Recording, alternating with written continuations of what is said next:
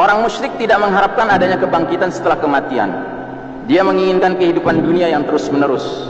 Sementara kaum Yahudi tahu segala kehinaannya akan mereka dapatkan di akhirat, disebabkan apa yang mereka perbuat terhadap ilmu yang mereka ketahui. Jadi pantas ya kalau Yahudi itu direpresentasikan dalam surat Al-Fatihah dengan ungkapan Allah Al-Maghdubi alaihim, golongan yang dimurkai Allah Ta'ala. Karena mereka punya ilmunya, Pak. Tapi setelah mereka punya ilmunya, mereka tidak mengimaninya, mereka tidak mengamalkan sesuai ilmunya. Yahudi tahu ada hari berbangkit, tapi mereka justru menantang Allah. They challenge God. Ya, mereka menantang Allah. Sebagian mereka menantang Allah lewat penentangan mereka kepada para rasul-rasul dahulu kala. Semua rasul didustakan, bahkan semua rasul diskenariokan untuk dibunuh. Orang-orang musyrikin dari kalangan Yahudi, ya, mereka itu ketika sudah mendominasi dunia ini, Pak, dia ingin agar benar-benar dia mendominasi. Makanya mereka akan menggunakan semua kecerdasan mereka, penguasaan sains teknologi mereka untuk melakukan fasad di muka bumi ini demi kemaslahatan mereka. Makanya kalau kita kembali ke konsep transhuman tadi, Pak, itu titik tolaknya apa sih? Pingin hidup selama-lamanya di dunia, kan? Immortality, keabadian. Padahal nggak ada keabadian di dunia ini. Dan itu mimpi, kalaupun bisa terwujud, itu nanti mimpi, Pak. Yang pindah ke digital realm itu murni fantasi saja. Sementara si orangnya itu ya ruhnya mengalami apa yang kita tahu dari hadis Nabi, ya kan? Ruhnya berpisah dari jasadnya, mengalami apa yang dijelaskan oleh hadis Nabi, bahwa dia akan nantinya diinterogasi oleh malaikat dengan standar interogasi yang jelas, man rabbuka, madinuka, ma hadzal rajulul ladzi bu'itsa fikum, dan seterusnya. Tapi kan mereka karena nggak percaya, mereka sombong sekali, mereka arogan sekali, sehingga mereka merasa semua bisa diatur di dunia ini, ya. Orang musyrik tidak mengharapkan adanya kebangkitan setelah kematian. Dia menginginkan kehidupan dunia yang terus-menerus. Sementara kaum Yahudi tahu segala kehinaannya akan mereka dapatkan di akhirat, disebabkan apa yang mereka perbuat terhadap ilmu yang mereka ketahui. Jadi pantas ya kalau Yahudi itu direpresentasikan dalam surat Al-Fatihah dengan ungkapan Allah Al-Maghdubi alaihim, golongan yang dimurkai Allah Ta'ala. Karena mereka punya ilmunya, Pak. Tapi setelah mereka punya ilmunya, mereka tidak mengimaninya, mereka tidak mengamalkan sesuai ilmunya. Yahudi tahu ada hari berbangkit, tapi mereka justru menantang Allah. They challenge God. Ya, mereka menantang Allah. Sebagian mereka menantang Allah lewat penentangan mereka kepada para rasul-rasul dahulu kala. Semua rasul didustakan, bahkan semua rasul diskenariokan untuk dibunuh, kan begitu. Ya. Makanya Bani Israel ini satu kaum yang sangat istimewa dalam konteks hal-hal yang bagus terjadi pada mereka, tapi juga hal yang sangat rusak terjadi pada mereka. Makanya mereka menjadi ibrah dan durus bagi kita umat Muhammad SAW, umat akhir zaman ini, ya. Manusia seperti ini dan yang serupa dengannya adalah manusia paling buruk, sehingga Anda akan dapati sesuatu yang menyebar di kalangan mereka berupa keserakahan, ketamakan, memaksa rakyat dan menjadikannya budak, dan mengambil kekayaan mereka karena kerakusan untuk menikmati kehidupan dunia. Karena itulah nampak dari mereka hilangnya akhlak perilaku yang seperti hewan.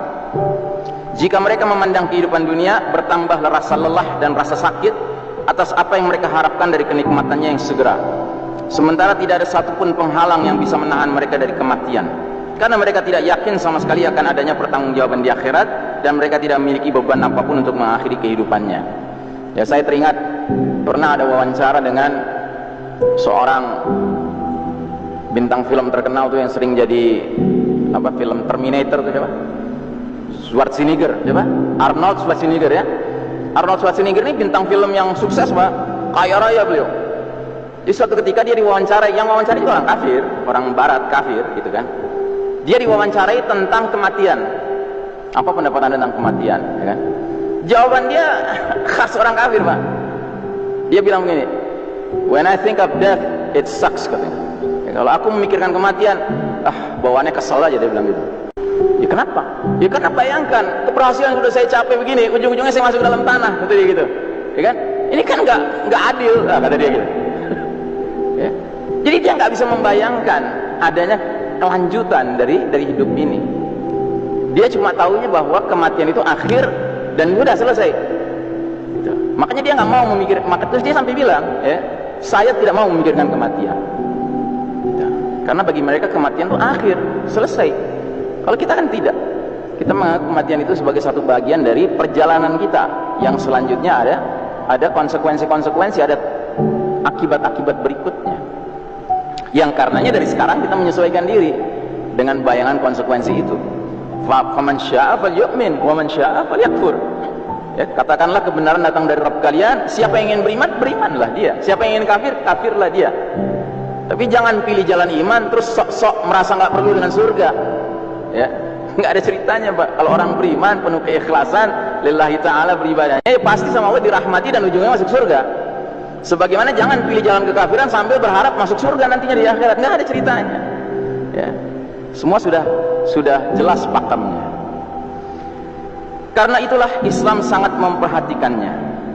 Terdapat penekanan dalam Al-Quran tentang keimanan terhadap hari akhir dan penetapan adanya kebangkitan, hisab serta balasan. Allah mengingkari sikap mereka yang menganggap bahwa hari akhir itu mustahil, dan Allah memerintahkan nabinya agar bersumpah bahwa hal ini adalah hak benar. Qul bala wa rabbi latub'atsunna thumma latunabba'unna bima 'amiltum wa dzalika 'ala Allahi yasir.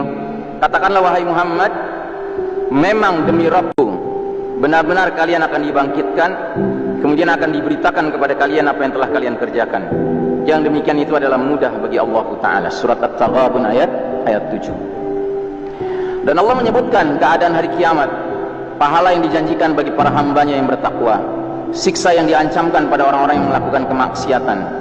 Dia arahkan pandangan orang-orang yang mengingkarinya kepada bukti-bukti kebenarannya agar keraguan hati terhadapnya benar-benar hilang dan menjadikan hati mereka yakin tentang hari kiamat dan kengeriannya yang menggetarkan badan.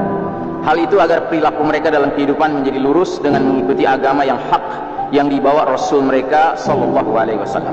Jadi, saudaraku rahimakumullah, maka pantas kalau salah satu dari pilihan doa istiftah sholat malam kita, Pak, itu mengandung kalimat begini: Allahumma lakal hamdu anta qayyimus samawati wal ardi wa man fihinna, dan seterusnya dan seterusnya. Antal haqqu wa wa'dukal haqqu wa liqa'uka haqqun wa qawluka haqqun wal jannatu haqqun wan naru haqqun. Ya Allah, antal haqqu, engkaulah yang maha benar. Wa wa'duka haqqun, dan janjimu benar. Wa qawluka haqqun, firman-firmanmu itu benar ya Allah. Wal jannatu haqqun, dan surga itu benar. Wan naru haqqun, dan neraka itu benar. Ya. Ini salah satu pilihan doa pembuka sholat malam kita, Pak. Dan ini termasuk favorit saya. Karena dengan kita membaca itu di tengah malam, kita diingatkan lagi bahwa di siang hari kita jangan tertipu dengan segala rayuan-rayuan surga dunia yang palsu. Jangan tertipu dengan segala ancaman-ancaman neraka dunia yang palsu itu, ya, yang sekarang justru lagi mendominasi, ya, tatanan dunia baru ini, sistem Dajjal ini. Kita ditakut-takuti dengan sesuatu yang nggak pantas kita takuti. Masa kita harus teriak-teriak berperang lawan virus? Yang bener aja, Pak. Perang kita jelas lawan setan. Ya, Allah yang mengarahkan kita. Inna syaitana lakum aduun fattakhiduhu aduwa. Innama yad'u hizbahu liyakunu min ashabis sa'ir. Sesungguhnya syaitan bagi kalian musuh, perlakukan dia sebagai musuh. Sesungguhnya syaitan-syaitan itu hanya mengajak partainya, golongannya, kelompoknya, konco-konconya untuk menjadi penghuni neraka yang menyala-nyala.